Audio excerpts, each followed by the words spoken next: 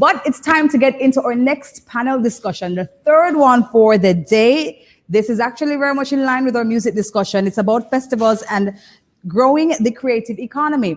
Now, moderating this session, we have Mr. Harold Davis. He's the Deputy Chief Executive Officer for the Jamaica Business Development Corporation. And on the panel we have, and I'm very excited about this panel. If you look at it, I don't know how we're going to time this one for sure. We have Mr. Stephen Hignell, Director for Nordicity. Is that correct? Okay, there we go. You did it right. We have Mrs. Nicola Madden Gregg. We just know Nicola for many things here in Jamaica. She's an extraordinary person. And she's a group director. There it is. Group Director, Marketing and Sales for the Courtly Hospitality Group. But she has a hand in so many other things as well. We have Mr. Howard McIntosh, Chairman for Entertainment Advisory Board. And we have the great entertainer himself, CEO Director for Organic Heart Group of Companies, Mr. Patrick Barrett. And people are saying, who is this person? He is the one, the only Tony Rebel. We don't know him by government name, so you know, Tony Rebel. And of course, Jayuda is joining as well. Representing Rebel Salute. Also joining the panel is Miss Justine Hensel, co-founder and producer of the extraordinary Calabash International Literary Festival. So our moderator for this session, let me tell you some more about Mr. Harold Davis. He's a trained industrial engineer with over 25 years experience in industrial development, also a member of the Caribbean Institute of Certified Management Consultants, board member of the Jamaica Federation of Musicians and Affiliates Union, and also a member of the Jamaica Institute of Engineers. So without further ado, Mr. Davis, it is over to you. Hello. Yes? Okay, great. Here we go. So I should start again then. I was just saying how wonderful it is to be a part of this panel this afternoon, and I'm so excited because I have so much respect and admiration for the members of this roundtable discussion this afternoon. I'm going to talk about something so exciting this afternoon. We're going to talk about the festival economy.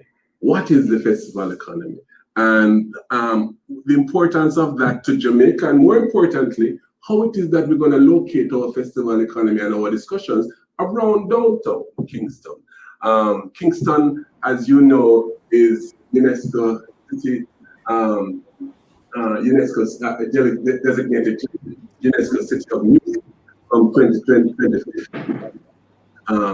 But Kingston is the heartbeat of Jamaica in many respects, the cultural heartbeat of Jamaica in many respects, and downtown certainly is the cultural heartbeat of Kingston. Yeah, so we're going to locate our discussions about the festival economy around the reality and the possibility of having festivals in downtown. You know what I mean? So let's start. I have an exciting panel. It's on. I have an exciting panel that I'm going to introduce, and then we're going to jump right into our roundtable discussions. Exciting time. So, the festival economy, as many persons on the call would know, everybody knows what festivals are to begin with. Have several festivals in Jamaica, several festivals in the region. As a matter of fact, persons argue that one of the things that the region does extremely well is festivals. And that's because we have such a rich culture, rich heritage from which to develop festivals around. There's so much stories to tell. Yep.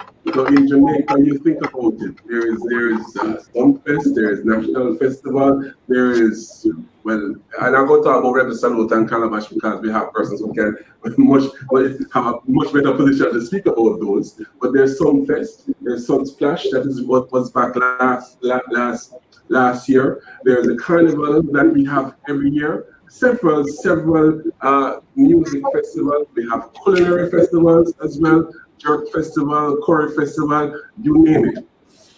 Let's talk about the importance of the festival economy. That is about coalescing the ecosystem around the festival such that we glean maximum benefit from the festival. And I'm going to start the conversation with my good friend and somebody who I have admired for many, many years. Quietly and in public, I talk about it, and that is Nicola. Nicola is, as you heard before, she is the group director of marketing and sales for the Courtly Hospitality Group, and that includes properties like the Courtly Hotel and Suites, Knutsford Court Hotel Corporate Center, and so on, Jamaica Pegasus, and so on. But apart from that, Nicola herself has been an activist in the tourism space for the longest while. They think about tourism in Jamaica and the hotel industry in Jamaica and the Caribbean, because she's the first vice president of the Caribbean Hotel and Tourism Association now, having been the president for 2 terms of the GHTA. When you think about tourism and hotel industry in Jamaica, Nicola's name comes to the top. Now, Nicola, here's how I want to start the conversation. There is, in fact, a symbiotic kind of relationship between festivals and tourism. One feeds the other, and the other feeds the one. That's the truth. Speak to us a little bit about the importance of festivals in tourism and vice versa as well, and locate your thoughts around the possibility of engendering a tourism product in downtown Kingston focused on festivals. So Nicola, what are your thoughts? Hi everyone. Yes, thank you, Harold, for that beautiful introduction. Definitely, I'm very excited to be on this panel and happy to share with my fellow panelists, who I all know except one, but I'll get to know him soon, and that's Stephen. We really have tourism has used festival and events for day one to promote Jamaica and Destination Jamaica, and particularly Destination Kingston. I sat for many years as the chapter chair for the Kingston chapter of the GHTA. And when we went out into the marketplace, we always talked about Destination Kingston and all of the events and activities and festivals and culture and everything that would draw someone into the city. So it is definitely a pull factor. Tourists, persons looking to travel, look for authentic experience, cultural experience, once in a lifetime experience. And that's what we have been able to deliver and deliver successfully for many, many years. Downtown Kingston in particular holds a special place for me. I'm an Alpha girl, so I went to school at St. Teresa's Prep and Alpha. My parents had business on King Street for 27 years, so I am embedded into the Downtown Kingston community. And we have such natural assets, beautiful landscaping. I mean, we have the 7th largest natural harbor in the world. So Kingston is positioned in a special place. And when you talk about the vibes, the lifestyle, there is so much that downtown Kingston has to offer. And what you find in terms of city tourism, we don't have maybe Sunsea and Sand, which is a traditional thing that we think about when we think about tourism. But city tourism is a very, very big aspect of the tourism marketplace. And there are persons who travel to experience cities. And, they come for those activities and those festivals. I mean, Mardi Gras in New Orleans, the Day of the Dead in Mexico, St. Patrick's Day in Ireland, Rio for Carnival. There's just so many things that drive that whole experience of a city. And festivals are used to kind of appeal to a very broad aspect of the tourism sector and target market, for them to come and really be in a city, do the activities, experience the city, and at the same time have fun. And it's, again, always we talked about music festivals, but of course it's festivals, it's sporting events. We all have our Kingston City Marathon, which I co-chair. And so you have all of these elements that you can put together to create a program of activities over a year, that an annual calendar that one can look and say, all right, I'm going to be in the city. What's happening? How do I have fun? How do I participate? What will be a memorable experience? So the JTB has used over the years, as I said, festivals and events as a big part of our marketing strategy, as so has the Hotel Association. And last year, I mean 2019, because 2020 was a very odd year, as we all know, we had over 60 media, international media, come in trips to cover festivals across the island. And the Jamaica Tourist Board sponsors and endorses all of our major activities and some small community events as well, because we also have to recognize when the visitor is on island, they can also have those smaller, unique community experiences that may not be the big drawing cards, but they are, again, authentic Jamaican experiences that we can present to the market. So I think that's a good way of us covering it. But on the back end, we also have the linkages that festivals provide. And I chair the Gastronomy Tourism Network, which is a part of the Linkages Network, which has sports and entertainment, health and wellness, knowledge, and shopping. And it is integrated all of those elements into our festival presentation. So that when you go to a festival, you not only experience, if it's a music festival, you would also experience maybe, having a shopping experience where we showcase Jamaican craft and, fashion and everything else. And then you have the food, which is also being showcased. So it's integrated all the elements that make Jamaica special and make Kingston special. So I'll start with there, Harold. I'm sure you want to hear from the rest of the panelists. I could go on forever because I'm so. No, thank you so much, Nicola. I mean, and very importantly, festivals is one of those things, as you have said, that coalesces several of the creative industries. Benefit several of the creative industries can benefit from a well-run festival. But one of the critical things about festival and developing, having a well-run festival, is the, again, symbiotic relationship that it has with the community. And the community, from the community and the elements of the community, at many times inspire the festival. And certainly the festival will have economic effects, positive effects on the community. And one such beautiful example is our Calabash International Literary Festival, and the effect and that has had on the Treasure Beach community, the interwoven nature of the relationship between the Calabash Festival and the Treasure Beach community. And here to talk a little bit about that is Justine.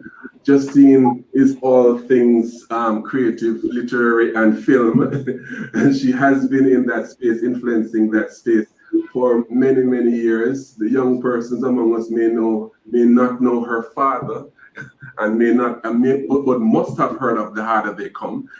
So from that kind of heritage, Justine comes, and they have been doing fabulous work since 2000. When was the first staging of the festival? 2001. When they staged the Calabash Literary Arts Festival. Justine, talk to us a little bit about this symbiotic relationship with the community of Treasure Beach that has been created and has been strengthened by Calabash. And perhaps in the first sentence or two, you can tell folks about what Calabash International Festival of Literary Arts is. Justine. Thank you so much, Harold, and hello to all my fellow panelists. Treasure Beach is a very special place, on our less developed South Coast.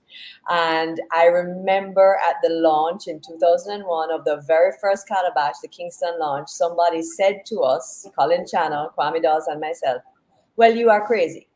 No one is going to travel to Treasure Beach to go and listen to people read from books. I'm enjoying the free liquor, but you're insane. And we have proved them resoundingly wrong. Calabash is 3 days and nights of live literary readings of poetry, fiction, nonfiction, memoir, and live music, because we're Jamaican. and great food because we're Jamaican, in the most beautiful setting because we're Jamaican. And the combination has been a winner. Earlier on this year, 12 international literary festivals were chosen from around the world to do a 24-hour broadcast. And Calabash was one of the 12 from the entire world, right? So we were there with Edinburgh, we were there with Ake from Lagos, we were there with Jaipur, which is the largest festival from India, and we held our own. A large part of the feeling that people get from Calabash is the community. So you are perfectly right that Treasure Beach has been a huge draw.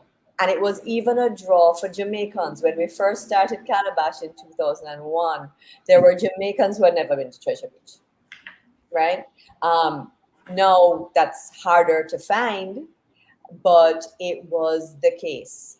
And the same way that downtown Kingston with Kingston Creative and Last Sundays is now being discovered by people who happen to venture downtown on a Last Sundays, was the same way people discovered Treasure Beach, right? So it definitely was a case of if you build it, they will come. And if you build something that is of the highest quality, they will come in droves. You know, I remember the Nobel laureate Derek Walcott was being interviewed by the BBC at Calabash when he read, and the BBC reporter said to him, "Mr. Walcott, how do you feel about the fact that the Caribbean does not support the arts?" And he said, "Young lady, I have never read to more people at one time than I just did here in Treasure Beach, Jamaica. Do not tell me that the Caribbean does not support the arts. The people support the arts.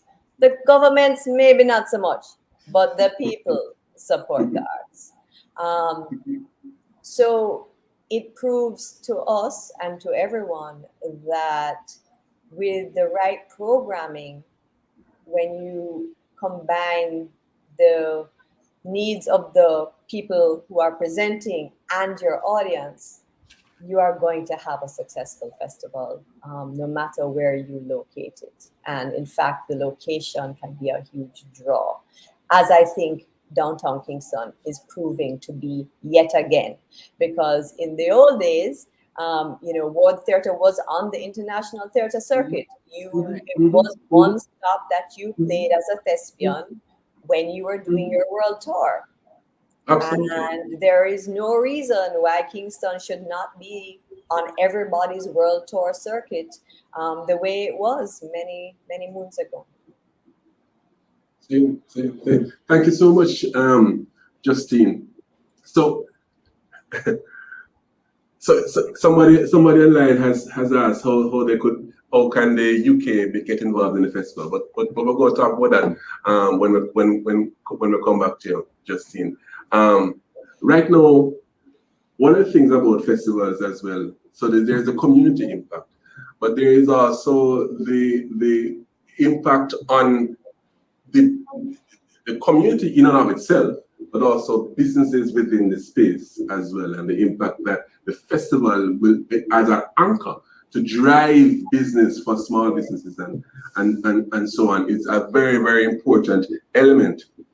It actually, Harold, I can speak to that, because in 2001 when we started, there were much less accommodation options than there are in Treasure Beach now. And one of the reasons why when Airbnb came into Jamaica, Treasure Beach was one of the first places that had many options was because people were used to doing their informal version of Airbnb from the years of Calabash. They were used to renting out their rooms in their homes. So it's absolutely, the economic driver is incredibly important. And I remember speaking to one vendor who said that the Calabash weekend enabled him to send his daughter back to university for the year. And that made me feel incredibly blessed to be able to help him help her. Absolutely. Thanks, Justine. So we're going. That provides a beautiful segue, I believe, into Mr. Patrick Barrett, aka my brethren, aka Tony the Rebel, aka the person behind the world famous Rebel Salute, which has been going on now for very many years. Tony, I'm going to tell you something which I've never said to you before. I'm not sure if it's the first year or the second year where he did at Brooks Park. I was in a little band and we opened Rebel Salute that year then. You understand me? But listen, apart from being a phenomenal reggae festival, and Tony will tell you is the only authentic reggae festival in Jamaica, apart from that, Rebel Salute and the success of Rebel Salute as a product itself, Rebel Salute has done a lot of what Justine just mentioned in terms of providing a trigger for many small businesses in the space, not only in and around where the festival is, but because of what you have done in recent years with the whole village kind of concept with the festival, that has really encouraged a number of businesses. So Tony, talk to me about how Rebel Salute itself, and perhaps for the one person who don't know what Rebel Salute is, you can tell them quickly what that is. But talk to me about how Rebel Salute has influenced businesses that from the Rebel Salute product itself. Yeah, thanks, greetings, everyone. Good to see you all. And Harold, yes, it is nice for you to tell me thanks to put you on to Rebel Salute. I'm maybe from 1995. Yes, you're welcome. So, just listening to the speaker before, Justin, it reminds me how much we have moved our product from place to place, and everywhere we move it to, we have had different developments. Like, for instance, that Airbnb thing there, Justin, yeah, we still waiting for that when we were in Alligator Pond, because that was one of the main reasons why we had to move, because the kind of people, the kind of audience that was coming in from abroad and all over were overwhelming, and we had to maybe take a move. That is why we are in Center now. But I noticed that the argument is all about Kingston and how, you know, Kingston can be developed as a city. And I want to say that Rebel Salute started in 1994. For those who haven't heard about it, it is the commemoration of my birthday. Incidentally, I was born on the 15th of January. And so in 1994, I decided to celebrate that, but wanted to celebrate that in a particular way where we didn't sell alcoholic beverages nor meat, and only for the and a fish. And we want everyone that perform and on stage to motivate and kind of help people in their mind at the beginning of the year. So just like maybe what they told you, Justin, a lot of people told us that it could work. It can't work without alcohol, and we wanted to prove them wrong. And so the first time we did that in Mandeville, I remember that the owner of the place started to sell alcohol in the middle of it, and I said, no, we have to stand for something, because if you don't stand for something, you'll fall for anything. And if you're going to sell alcohol here tonight, we are going to stop the show. And they stopped, and we continue. We moved from that spot, 1995, to Brooks Park. That was where you played for us there, Harold. And then we went to St. Elizabeth, on the border of St. Elizabeth and Manchester. But there was something noticeable about that. Everywhere we went, the crowd followed. Hence, what can happen in Kingston. Because if you have a good product, people will always follow where a good product is. And today we are in Center, and as most people might know, those who know. But the fact of the matter is that the product has been developed a particular way that people want to see what we have to offer. And every year we try to deal with an innovative vibe where we change certain aspects of our product. And you know what I mean, it keep the curiosity more for our audience to really come to Rebel Salute.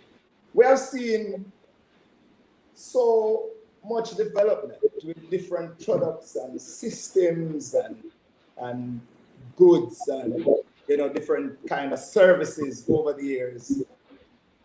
From an 8,000 capacity, we have seen where it has gone over 20,000 per night, and that's just how we develop that product and market it. One of the ways how I have done that is because I'm an artist myself. So when I travel to four corners of the earth, the kind of performance that we put on, people want to see how we do that where we are from. People want to come to where we are from. I think Jamaica Tourist Board know that, and those who travel abroad know that most of the people come to Jamaica because of these artists that has gone all over Europe, Africa, and America, and everywhere to perform, and the kind of energy that we manifest, people want to come and see the place where we are from. If this is the kind of yam we eat, or the kind of herb we smoke, or the environment that we are from, why we give such positive energies. And that has been happening long before me, from Bob Marley them and Peter them and all these people. The communities that we have gone to, from Manchester to St. Elizabeth and now in St. Anne, we have seen where the people who participate in Rebel Salute, like all the concessionaires, they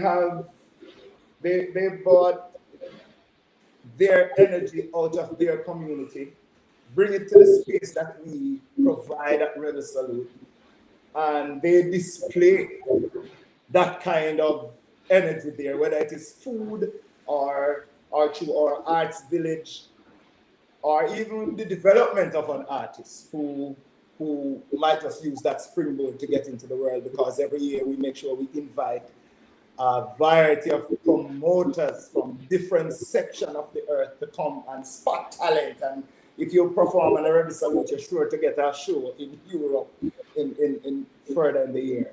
You know, these people who sell like food, the indigenous Jamaican food, when they come and they display that at a Rebel Salute, the people who get that food, they want to either replicate that food when they go back where they are, or try to get the recipe to make sure they can do that. And also the people from the community that these people are from, they feel good about seeing them at Rebel Salute, which is a kind of world stage where it comes on TV, it's on the internet. People see that all over the world by watching it on YouTube, or when we make videos, we send it all over. The development of the small businesses that take part in Rebel Salute, the development is tremendous. We have seen it. We have seen people who even come to Rebel Salute as creative thinkers and look and see what kind of supply they could create, because they kind of say that a certain demand is out there. We have seen people develop systems. We have seen people develop recipes. We have seen people develop certain kind of craft and turn it into wonderful business. And I'm sure that the value chain of that at Rebel Salute has spread far and wide and has made significant contribution just to our people and our people development, and even to the GDP of Jamaica. So many things we could have talked about with Rebel Salute, but let me give you that for now. That is what Rebel Salute do, and how we think we contribute to the development of products and services and creatives in Jamaica. I mean, I haven't gone to the artists, how the springboard of Rebel Salute has propelled a lot of artists into stardom.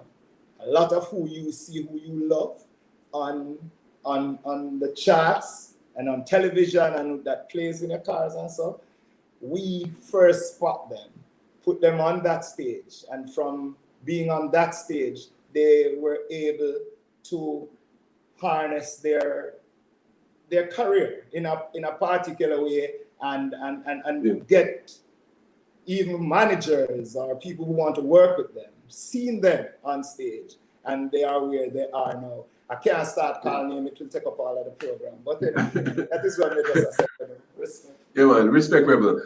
So I said, I should tell you thank you, don't it? But you did. I did. In a subtle way, and I accepted, sir. Respect, man. Listen, what Justin and Tony and Nicola have so far spoken about is, I mean, as you know, the nuts and bolts, what this thing is. But as my friend Howard McIntosh will tell you, if you can't measure it, you can't manage it. If you can't find a way to understand the impact in real economic development terms on from what it is that you're doing, it's going to be difficult for you to generate sufficient and adequate policy to support the whatever it is. And so too it is for the festival economy. Now, Howard McIntosh needs no introduction for those persons who don't know. He's the director of media sports in Media Sports and Entertainment Group. He's also the chairman of the Entertainment Advisory Board. Howard, tell me from your perspective, first of all, just articulate, just in a couple lines, the importance of festivals to the entertainment industry, for starters. And secondly, talk to us about some work that was done last year to do some measurement of the impact of the entertainment sector, including festivals, and what those numbers have revealed for Jamaica. Howard. Good afternoon. Thank you very much, Harold. Good afternoon to the panelists. Good afternoon to everyone that is tuning in. Welcome to this discussion. I've enjoyed it so far. Just to say, Harold, I know you helped start Rebel with your performance, and Tony just robbed us a while ago because I thought he was going to start off with his favorite line: "Help me big up Jamaica, land of wood and water." I can't do it like him. That is understood. I thought he was going to start that way and get us all in a vibe, but really appreciate the opportunity here, and obviously the opportunity to talk about Jamaica, to talk about Kingston, to talk about the creative economy and the festival economy in particular. At the start of COVID last year, we thought through how, as an entertainment advisory board, and what we do is basically advise the minister and the government in relation to matters concerning the entertainment ecosystem here in Jamaica. And we thought about what we could do in this downtime. So one of the things we did was we initiated a study. And that study was completed on around June last year. And the purpose of the study was to use the time to measure the economic impact of the creative economy in Jamaica. And what we came away with, and we won't go through the entire study, of course, in a discussion, but just to provide some base information. Because one of the issues that, as we know, is a global challenge with the creative industries is the absence of data. And that is definitely true in Jamaica. And so most of what we do is either speculate or we rely on different pieces of information. So what we came away with is that in terms of economic impact, you're looking at about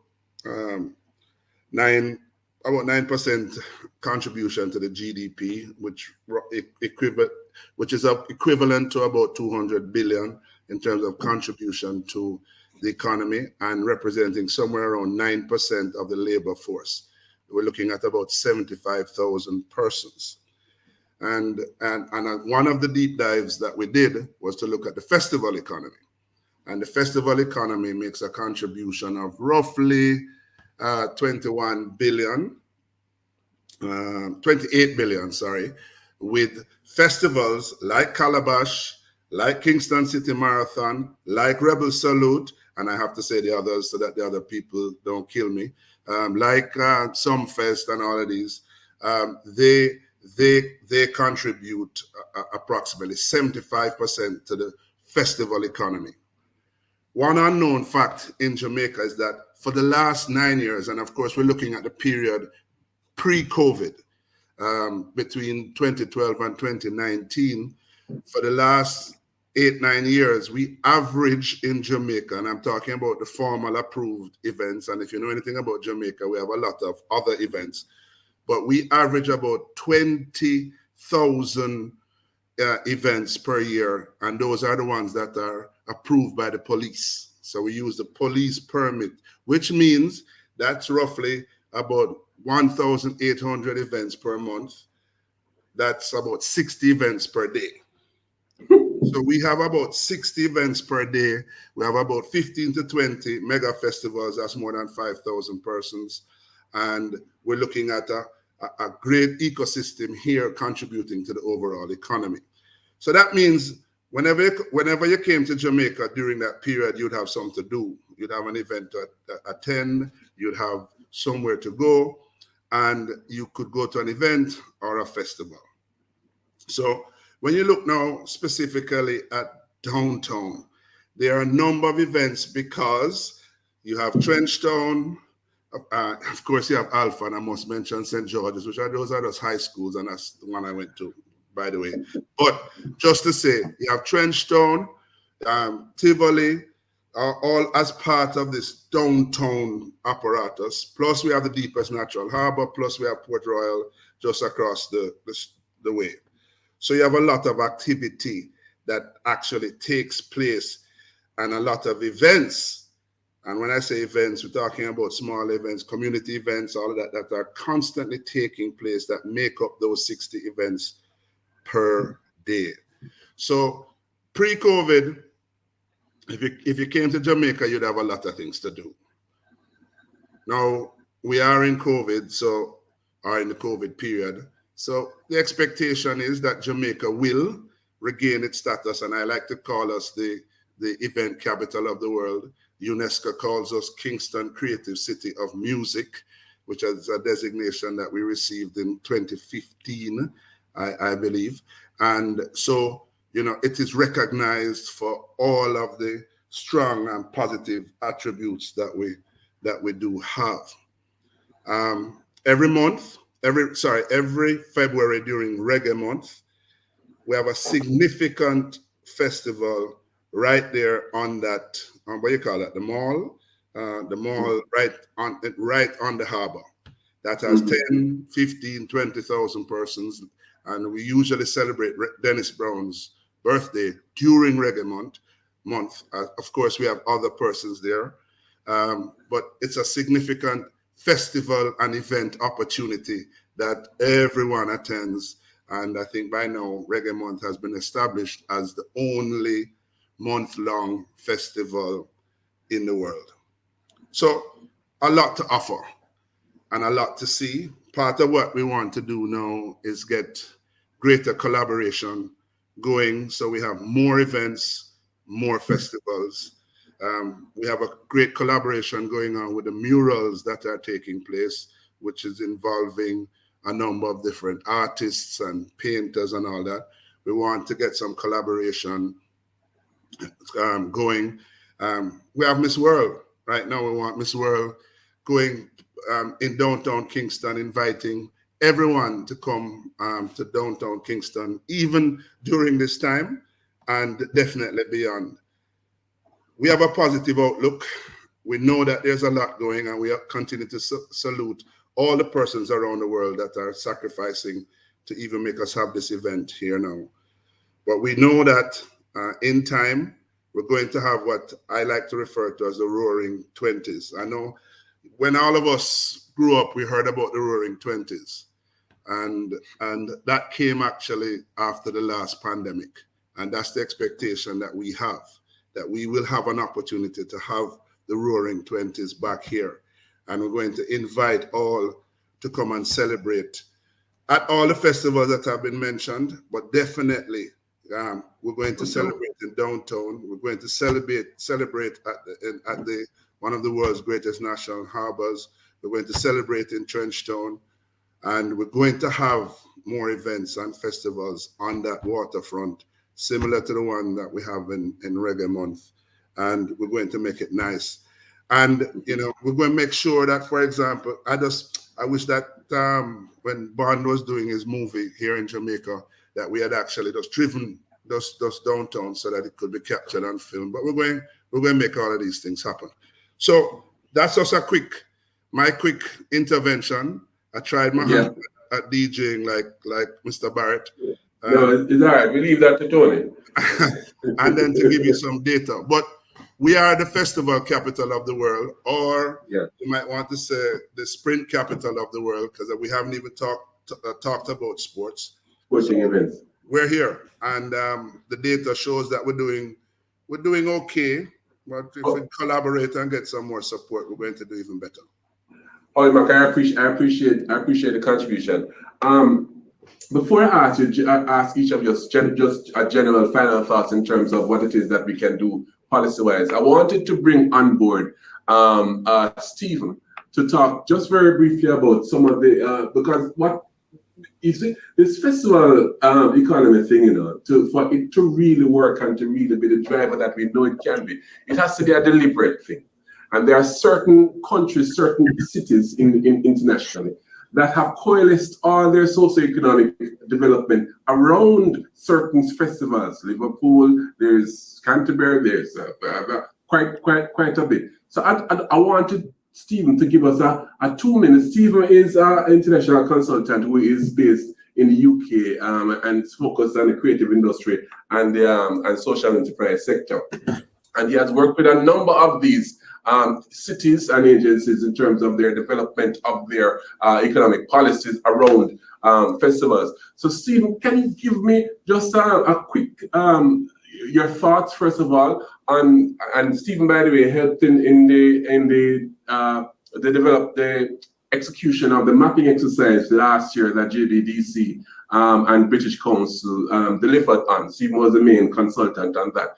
Stephen, with your experience in Jamaica doing that mapping and knowing the potential of downtown and knowing the potential of the festival economy in Jamaica, can you locate some of the international experience that you have and perhaps create a parallel in terms of some of the things that we can adapt to make downtown the festival hub of Kingston? Absolutely. Thank you, Harold. And hello, everybody. So, we've been working closely with Harold over the past almost 2 years now.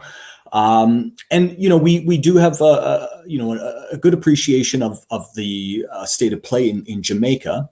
Looking internationally and drawing on some of the work that we've done in other cities and other festivals, we really like to think about the impacts of festivals in terms of contribution to GDP or GVA, creation of jobs or full-time equivalent jobs, generation in taxes, as well as all the tourism impacts, new business impacts, thinking about things around inward investment, generating investment, signing deals, building business relationships, networks, and connections, as well as human capital development and promoting the area or brand Jamaica in this case, but promoting the brand of the place and various sort of soft power benefits.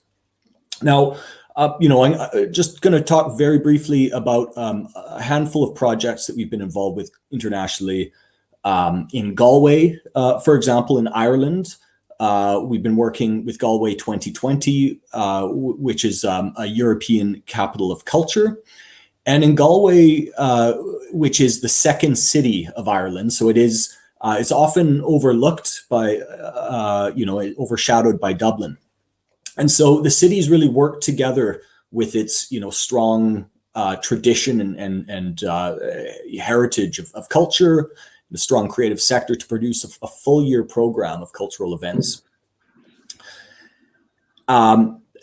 They have leveraged the capital of culture to create this platform to really boost Ireland's brand and to boost the city's brand globally.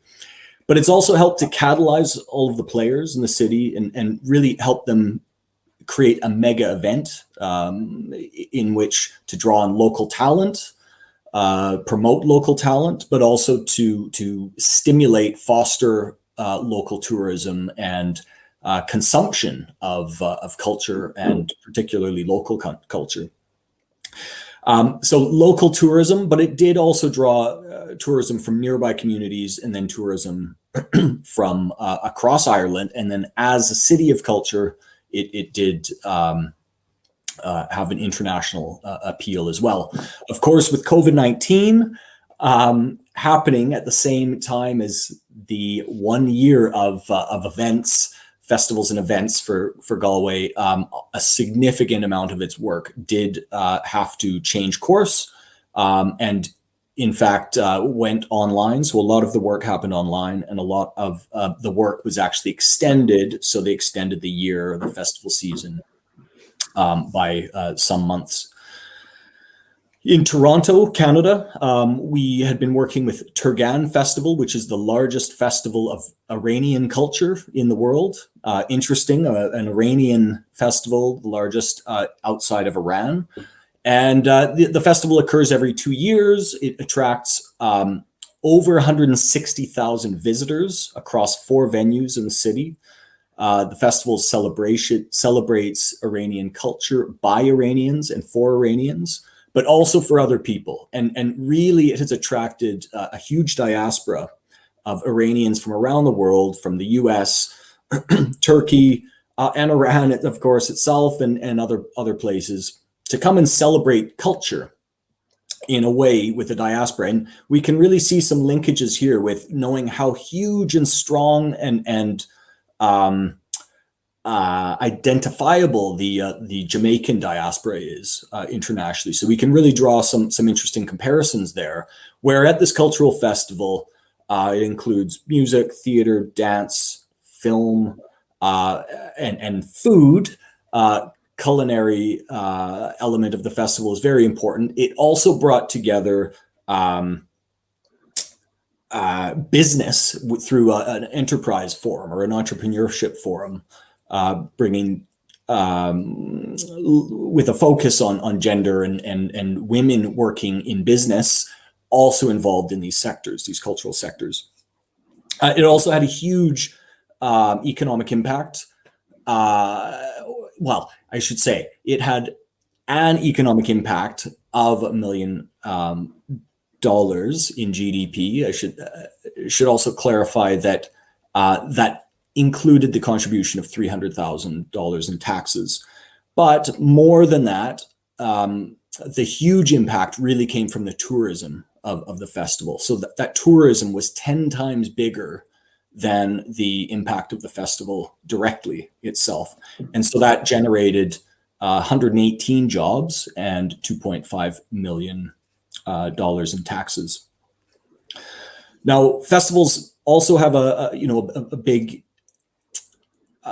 industry development aspect to them. So in the UK, an organization called PRS Foundation, or PRS for Music Foundation, supports music artists to participate in festivals around the world.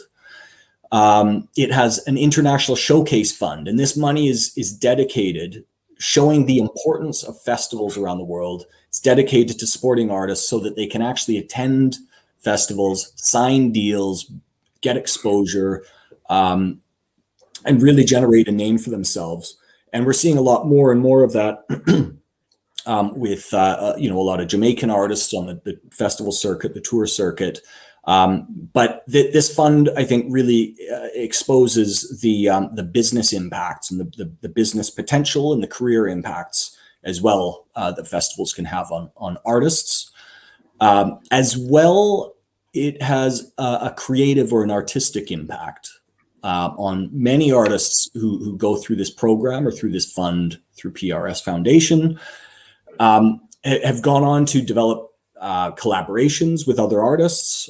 They've gone on to sign deals, of course, but the cultural impact that they've learned from other artists, they've seen other artists perform, but very importantly, they've also had the opportunity to perform at an early stage in their career in front of foreign audiences or audiences from different parts of the world, where they might have a different reaction, or they might learn and amend based on the feedback that they get on site. So you really think about it as research and development. That would be similar, based on what you just said a while ago, to what Rebel was saying in terms of the festival itself being incubator for new creatives that need to emerge, right? I'm going to ask to leave it right there for now, Steve, because we're going to have to wrap up. I'm getting that wrap-up signal, unfortunately. I mean, we could go on for the whole afternoon. But before I wrap up, I want to go around and first of all, there's a question that I'm going to ask Nicola to respond to in a very succinct way, because the question in the chat is, do we think that the island has reached its saturation point where festivals are concerned? And when you answer that, Nicola, give me your thoughts on that, and then just give me your final thoughts in terms of what it is that how perhaps one policy recommendation or one general recommendation, how it is that we move towards creating downtown as that festival hub for certainly Kingston to begin with. Sure, Harold.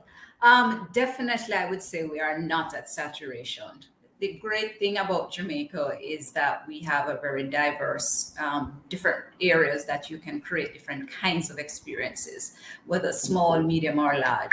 We do have some mega festivals, but believe you me, there are certain months of the year that we would cry to have some mega events, particularly in the fall, that September, October, November period. So there's a lot of appetite for opportunities that would allow us to drive more local tourism as well as international tourists.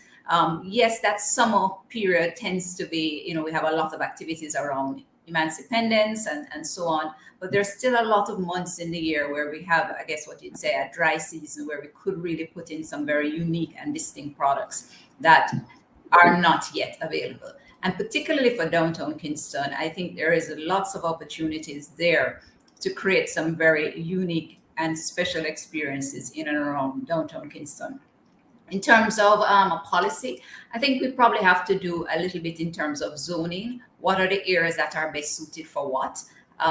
If you have a large music festival, where should that be located in downtown Kingston? What should we do in terms of parking, park and ride facilities so that we don't have congestion?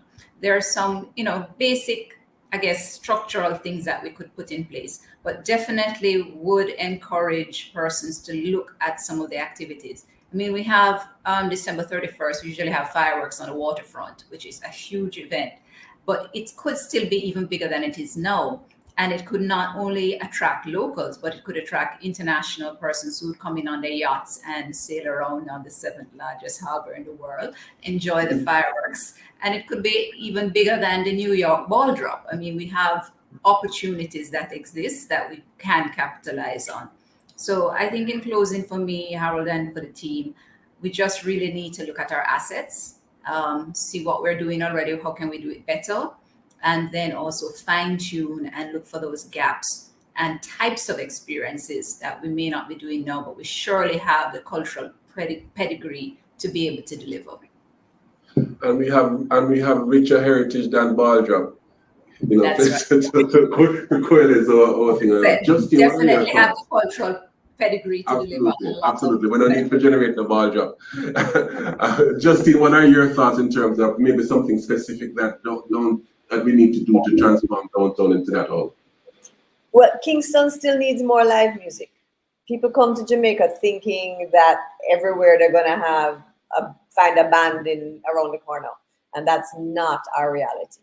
And I really would like to see more live music in Kingston in general, and downtown Kingston specifically, as that is where most of our music was birthed. So live music, and also more walking, and the area of Kingston that is most suited in terms of its layout for walking and areas of interest could be downtown Kingston. So I long for the day where we have more live music in downtown Kingston, and we have more walking tours in downtown Kingston that tell about our culture, our heritage, our architecture, the great people that came from there. Liberty Hall is a fantastic exhibition space for Marcus Garvey, and I don't think that enough people have a chance to visit it. So live music and walking tours are my things. Yeah. Thank you, Justine. Thank you, panel. We're going to have to leave it there. We have explored festival and the community impact, the linkages impact, the business impact, and so on. Downtown, we're generating. We're seeing downtown as the hub for festivals in Kingston. Some work to be done, but definitely we have the raw material. We have the basic infrastructure, basic input, which is the rich cultural heritage from which we can build a proper and sustainable festival economy. Thank you so much. My name is Harold Davis, and again, it has been our pleasure to be here this afternoon. Thank you. Oh my gosh, what a great discussion, robust. So many parts to dissect, and I really wish we had more time, but thank you so much to our esteemed panel and also our moderator. Thank you so much to Mr. Harold Davis, Deputy Chief Executive Officer for Jamaica Business Development Corporation. All our panelists, thank you.